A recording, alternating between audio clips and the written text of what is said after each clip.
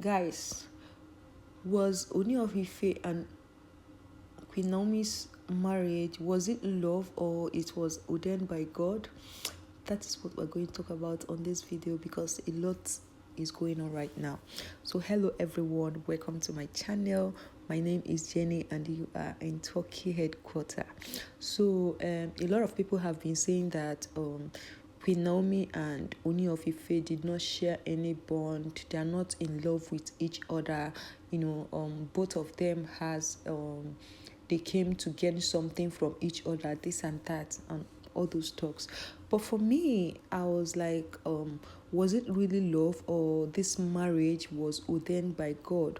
For me, I would say that love was not enough, and I think this marriage between Ooni of Ife and Queen Naomi was ordained by God, and God ordained this marriage for a purpose, and immediately that purpose is achieved, everybody have to go their separate ways. That's how I feel. That's how I see this, their marriage. Remember, Ooni of Ife has married two women, like two official wives. They didn't, bear any child. And a lot of Yorubas from the comment section that be saying that Ooni of Ife has been battling with fertility or something like that. I don't know how true is that. I'm just like, this is one of the things I saw on the comment section, even on Instagram, Facebook, and all of that. But we all know that after Queen Naomi came, after some months, Queen Naomi became pregnant. When she recently came to the palace, after a few months that she was not pregnant, people started wagging mouth that it will still be the same thing that happened to Queen Naomi's first wife and Queen Wurola, that will still happen to Queen Naomi, that she's not going to give birth to a child. But to tell you that God ordained this marriage, immediately she came, after the marriage, God blessed her, she became pregnant. A lot of people were thinking that, Queen Naomi has left because she was not active on social media at that time, and before you know it, she came out with pregnancy, and it shocked everybody. And a lot of people were happy, a lot of people were saying wow. So that was why I said their marriage was ordained by God. God used Queen Naomi to shut up some people that feels that Ooni of Ife cannot father a child anymore. After after Princess Adiola, we all know how he got Princess Adiola's mother pregnant when they were still teenagers, maybe from 16 to 19 years of age, something like that. But you know how hard it is that time. The person has not even grown. Maybe the person just finished high school, trying to enter uni or something like that. So, so what I'm trying to say is their marriage was ordained by God.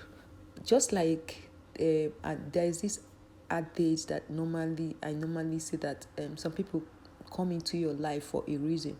When they finish that the purpose of them coming to your life, they will leave. God used Queen Naomi to give Ooni of Ife a son. Yes, no matter how you that is watching this video, no matter how you hate Queen Naomi, no matter how you don't like her and her family, let's say the truth. God can use anybody because God is not even from your village. God is not from anybody's village. God used Queen Naomi to tell the world that there is nothing too hard for him to do. There is nothing too hard for, even if that their marriage did not last, or right now they are separated and nobody is even sure that Queen Naomi is ever coming back to the palace this like anytime soon. So but even at that, God used Queen Naomi to do something in Ooni of Ife's life, something that you and I cannot see. Like, it's something that is not a physical something, it's spiritual, which both of them knows about it. Even if what is happening right now, or they are no longer in the marriage, like they're no longer in the union, but they know that God brought them together for a purpose. God, that same God that sent Queen Naomi to the palace to go and preach, God did not wake her up and said, go to the palace and preach. God has already ordained what is going to happen after that preaching. That her two steps that, that her, two legs that stepped on that Ile-Ife palace change a lot of things, which so many people might not even understand.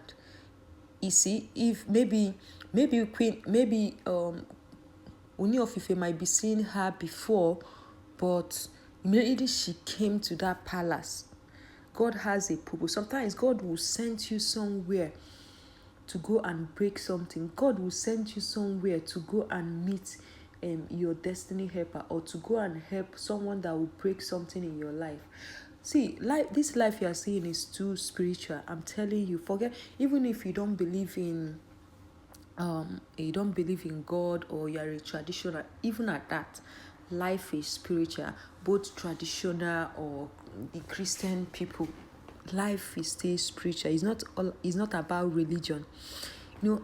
Sometimes you might be, let's assume, maybe you might be in one state in Nigeria, you might be in Lagos, you have been looking for something, you have been in Lagos for 10 years, 15 years, looking for something, you're not seeing that thing.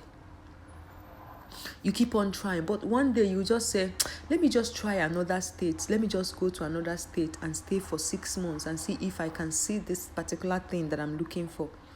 Trust me, you might go to that state, you might not even stay up to 1 month, and you will see that thing you are looking for. Sometimes God will carry you to where he wants you to do something. It's not a month that the person will come. Sometimes God will send you, just like God sent Queen Naomi to that palace. A lot of people were saying that it's Queen Naomi that went to the palace to tell the king to marry me. How do you look at like Queen Naomi, a prophetess who walked to the palace and tell the king, you are my husband, and the king will just say, okay, I want to marry, let's go and marry? It sounds so childish and funny. I know a lot of people are so weird, they can do on and undo, right? But not somebody like Queen Naomi. Like, she walk into the palace and start telling the king, oh, you're my husband, marry me. God said you're my husband, and pium, the king will marry her. The king that is in charge of 200 and something deities, and anything that, because a lot are saying that maybe Queen Naomi went there, charm him or something like that, and he started marrying him. No, nah. This king you're seeing right here is just like a god, a small god, like small letter G, because he's in charge of so many deities. So no juju can catch Ooni of Ife. Like, if somebody should do juju and carry it and come to Ooni of Ife, it will not work, because he's juju himself. It will not work. Do you understand? So what am I trying to say is, their union was ordained by God, and God know the time that this union will finish. If you read what Queen Naomi, I know a lot of people have, read what Queen Naomi, wrote that Christmas time. But if you take your time to read what she wrote, you understand that she had a mission in the palace, and like that her first paragraph, she said, I bless the Lord Almighty for his faithfulness in the last 3 years of my marriage. In life journey, it is not how far, still how well. Indeed, though Satan should buffet, if trial should come, I have this blessed assurance controlling all situation and saying to me, it is well with my soul. Certainly, it is well. I made my journey into the ancient throne of Ife with faith in my heart and love for the keeper of it. Did you hear that? So, sometimes you think that this is the end, but God will say, my daughter, my son, it is not. After here, I'm sending you another place. That is how God is. You see, some people might marry their first, second husband. God just want them to be in those people's life and come out. But maybe their third husband will be their last and final husband, or maybe their second husband will be their final husband. Some people, their first husband will be their first and last husband. So all these things, that's why we say life is spiritual. All these things that is happening, God has already seen all. He's just allowing us to be doing it gradually, but he knows how it's going to end, So that's why I said, let me make this video and tell people that are wagging mouth about Queen Naomi that sometimes before you say something, you have to think and rethink what you think. It's not because you saw some people making comment, or you saw some people, talking rubbish about someone. You don't even know the person. You just join so that it will be as if you said something.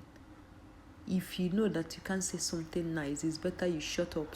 Especially something you don't even know any shembam about. Something that you are just a novice. It's better you zip your mouth. You get it? You don't get it, forget about it. Anyway, thank you so much for watching, and please remember to get your PVCO and vote wisely. The future of your children and your generation is in your hands. Bye bye. I don't tell you.